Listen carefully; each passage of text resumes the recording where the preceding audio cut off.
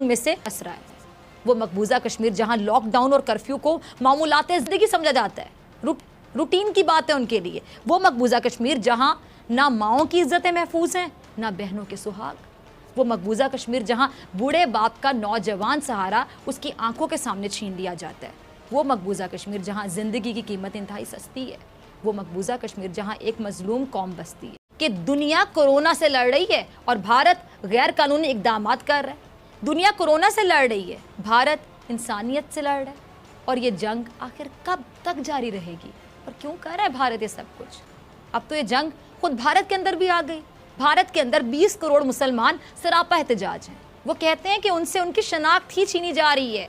क्या ये मोदी का शाइनिंग इंडिया है? नमस्कार दोस्तों, जहां पूरी दुनिया कोरोना वायरस जैसे खतरनाक बीमारी से लड़ रही है, वहीं पाकिस्तानी मीडिया को अभी भी मकबूजा कश्मीर दिखाई दे रहा है। पाकिस्तानी न्यूज रिपोर्टर डॉक्टर फिजा अकबर खान को तो आप जानते ही होंगे। इन्होंने भारत के मशहूर एक्सपर्ट रोहित शर्मा से सवाल पूछते हुए कहा, मकबूजा कश्मीर में रहने वालों को जीने का हक कब मिलेगा? उसके बाद रोहित शर्मा ने जो जवाब दिया वो डॉक्टर फिजा अकबर के खान को देख के आपको पता लग जाएगा। गुफ्तगू का आगाज मैं रोहित शर्मा आपसे करना चाहूंगी। मकबूजा कश्मीर में रहने वालों को रोहित जीने का हक कब देंगे? पिताजी, पहले तो मैं आपको बताना चाहूंगा, आपने एक सैड स्टोरी में से, एक सैड न्यूज में से एक लीड आउट जो दिया, बड़ा इमोशनल लीड आउट, वो ऐसा ही कुछ मेन कैंप में एडोल्फ हिटलर बोलते हैं कि अगर किसी मार्मिक चीज को, किसी इमोशनल चीज को आप थोड़ा एग्रेसिव होके बोलें तो आप लोगों को कमांड कर सकते हैं। दूसरी चीज आपने ये बोला कि लॉकडाउन वहां पे कश्मीर में बहुत लंबे अरसे से चल रहा है। आपको बता दूं कि वहां 1,500 के आसपास कोरोना पॉजिटिव केस हैं। अगर लॉकडाउन 1.5 साल से चल रहा है तो वो केसेस कहाँ से आए?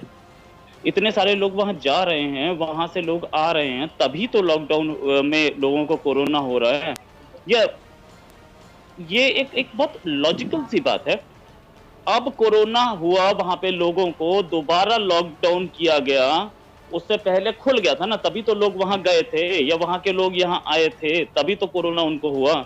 अदरवाइज कोरोना कश्मीर में ओरिजिनेट नहीं हुआ था, चाइना में ओरिजिनेट हुआ था, वहां से इटली गया, इटली से इंडिया आया। दूसरी चीज डोमिसाइल कानून।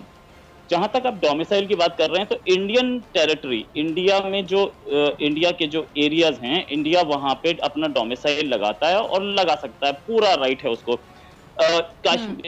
कश्मीर में जो डोमिसाइल है वो कैसे बनेगा, कब बनेगा, कौन से कानूनों के तहत बनेगा, ये चीज पाकिस्तान तो शायद ना समझाए हमें, क्योंकि हमने भी पाकिस्तान को कभी नहीं बोला इस्लामिक कंट्री आप बने थे, कभी आपको बोला था? आप तो सेक्युलर थे, आप भी तो भूल गए अपने कायदे आजम साहब की वो तकरीर को, जिसमें उन्होंने बोला था कि Pakistan is a secular state and will remain a secular state. तो इंडिया में क्या कानून होगा या पाकिस्तान हमें ना बताए। इंडिया का डोमिसाइल कानून चल रहा है, वो लॉ बन रहा है और सारे कश्मीरीज को पूरी की पूरी आजादी है इंडिया में। इस समय 10,000 से ज्यादा जो स्टूडेंट्स थे जो कि अक्रॉस इंडिया पढ़ रहे थे, कश्मीरीज, उनको बुलाया गया, उनको वापस कश्मीर भेजा गया अभी कोरोना के बाद। और अक्रॉस द वर्ल्ड जितने कश्मीरी स्टूडेंट्स पढ़ रहे थे वो भी वापस आए। ये तो रिकॉर्ड्स पे है, इसको तो आप मानेंगे। तो कौन से लॉकडाउन, कौन सा कर्फ्यू, कौन सा माँ बहनों की इज्जत की बात आप कर रही हैं जब स्टूडेंट्स बाहर पढ़ने जा रहे हैं? I can't understand this. और उसके बाद डॉक्टर फिजा अकबर खान रुकी नहीं, लगे हाथों एक सवाल भारत के मशहूर जाने माने एक्सपर्ट कमर आगा साहब से भी पूछ लिया। और उसके बाद जो जवाब कमर आगा साहब ने दिया वो आप डॉक्टर फिजा अकबर खान के शक्ल को देखकर अंदाजा लगा सकते हैं। कमर आगा साहब, आप भारत में रहते हैं और आप मुस्लिम भी हैं। भारत में जो मुसलमानों के साथ हो रहा है कमर आगा साहब, आप उसकी हिमायत करते हैं, मुखालिफत करते हैं, आप भी रोहित की तरह कहेंगे कि कहाँ हो रहा है और मुझे दिखाएं कहाँ हो रहा है? शुरू में जब आपने बात करनी शुरू की तो मैं समझा शायद आप बात कर रही हैं बलूचिस्तान या खैबर पख्तूनख्वा की, जिसकी कि वहाँ की जो रिपोर्ट आती है वो इसी तरह की है जिस तरह की आप कश्मीर के बारे में बात कर रही थी। मेरा दिमाग उधर ही गया, मैंने कहा कि ये तो बहुत ही लिबरल और बहुत ही चैनल है जो इस तरह की बातें कर रहा है, वो भी पाकिस्तान के अंदर। देखिए, जहाँ तक आपने मुझसे पूछा सवाल कि मैं मुस्लिम हूँ, भारत में रहता हूँ, मुझे बहुत फ़ख्र है कि मैं मुसलमान हूँ और मुझे इस बात पे भी बहुत फ़ख्र है कि मैं भारत के अंदर रहता हूँ। और हम ही नहीं बल्कि यहाँ पे तकरीबन 12-13 करोड़ मुसलमान रहते हैं। शायद पाकिस्तान से भी करीब नंबर होगा, उससे ज़्यादा ही होगा, बल्कि ये पुरानी मैं नंबर बता रहा हूँ, फिगर्स बता रहा हूँ, अब तो उससे भी ज़्यादा हो गया है। और हम लोग के पास बिजनेस है, हम लोग को हर किस्म की आज़ादी है, बड़ी बड़ी यूनिवर्सिटीज़ हम लोगों ने खोल रखी है, बहुत बड़ी बड़ी फैक्ट्रियाँ मुसलमान चला रहे हैं, सिप्ला और विप्रो और जैसी बड़ी कंपनीज, इसके अलावा पता नहीं कितनी वो कार्ड और जिनका शुमार ग्लोबल बड़ी कंपनीज में होता है, मुसलमानों की उसके ओनरशिप है। मुसलमानों की हालात यहाँ पे पहले बहुत ख़राब थे, तो हिंदुओं के भी ख़राब थे आज़ादी के बाद। जब इंडिया में पैसा आया तो मुसलमानों के भी हालात बेहतर हुए। आप बोलने देंगे हमें? और फिर उसके बाद ये कि जहाँ तक है हिंदुस्तान के अंदर गुर्बत भी है, मुसलमानों में भी गुर्बत है, तो हिंदुओं का भी एक बहुत बड़ा सेक्शन गरीब है। कमर साहब सॉरी मैं आपकी बात को काट रही हूँ, ये जो इतने एहतजाज कर रहे लोग भारत में, वो मुसलमान हैं या हिंदू हैं? कौन एहतजाज कर रहा है, किन चीजों पे यहाँ पे उनके साथ क्या वो अकेले मुसलमान थे? नहीं, एक सेकंड मुझे बात करने दीजिए, एक सेकंड।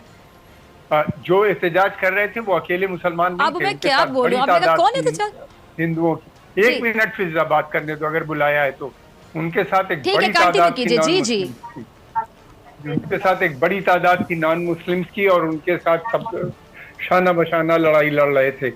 हमारी यहाँ डेमोक्रेसी है, रूल ऑफ लॉ है, कॉन्स्टिट्यूशन है, उसके खिलाफ कोई नहीं जा सकता।